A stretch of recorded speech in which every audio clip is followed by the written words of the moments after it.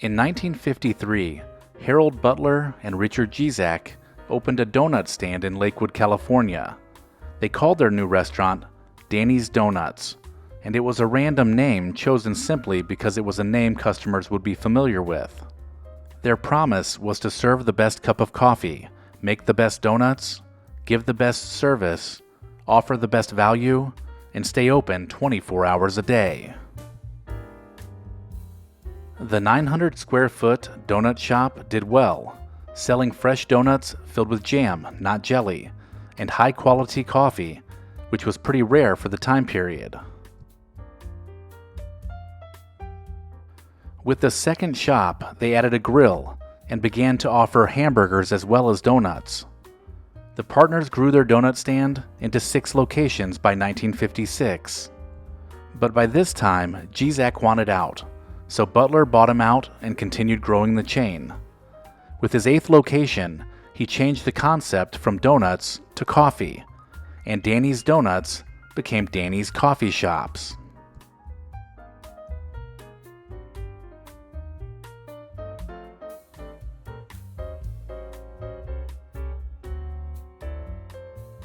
It just so happens that there was another coffee chain in Los Angeles called Coffee Dan's, which became quite confusing. So once again, Butler changed the name. This time, Denny's Coffee Shops was renamed Denny's Coffee Shops.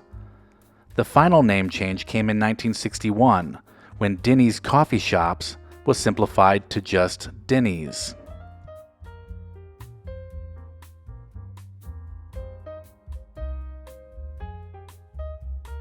Butler's concept for Denny's called for low prices, high volume, uniform menus, and fast service. This would be the future of how Denny's restaurants would operate, and franchising began in 1963.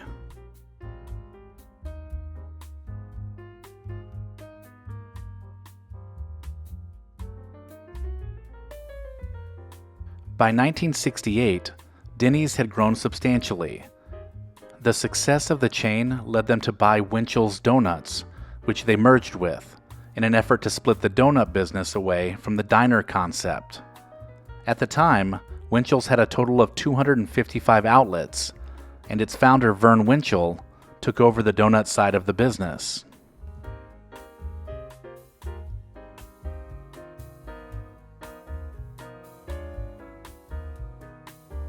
Harold Butler then attempted to expand Denny's into the Las Vegas hotel casino industry by trying to purchase the parent company of Caesar's Palace. But the deal fell through after the Securities and Exchange Commission began investigating the deal.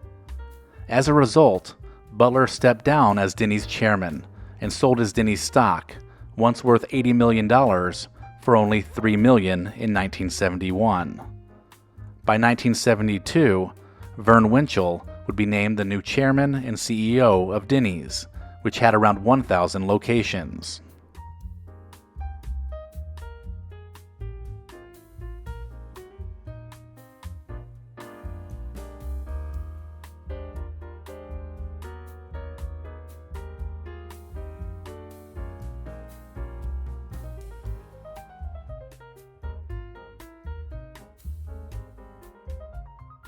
The next big change for Denny's would actually be a new menu item.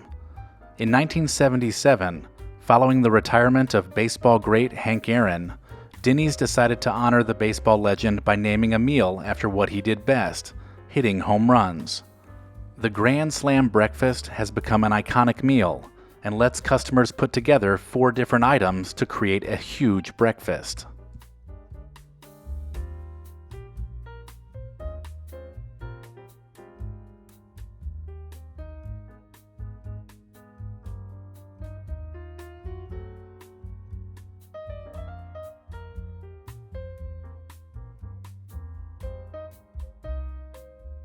Through the 1980s, the Grand Slam breakfast helped Denny's expand into new markets, with new stores opening every year.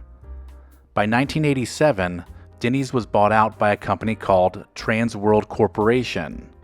A couple years later, the company relocated their headquarters, moving out of California, to resettle in Spartanburg, South Carolina, where it remains today.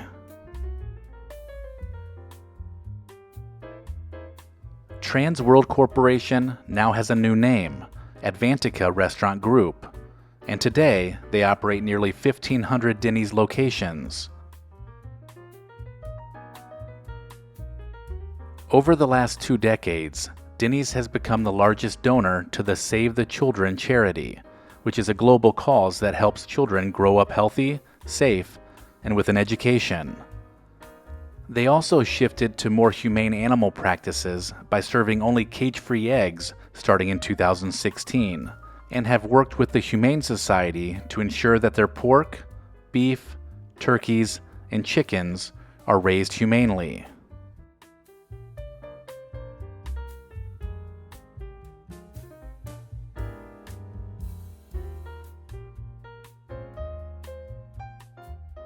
Denny's is America's diner, and with locations in just about every major city in the country, Denny's is almost as American pie. The diner-style restaurant was even featured in the Tim Allen Christmas movie The Santa Claus as the place to go after you accidentally burn the Christmas turkey. Whether you're stopping for dinner on a long road trip or just out late craving a Grand Slam breakfast, Denny's long history of serving good food at a great value still rings true today.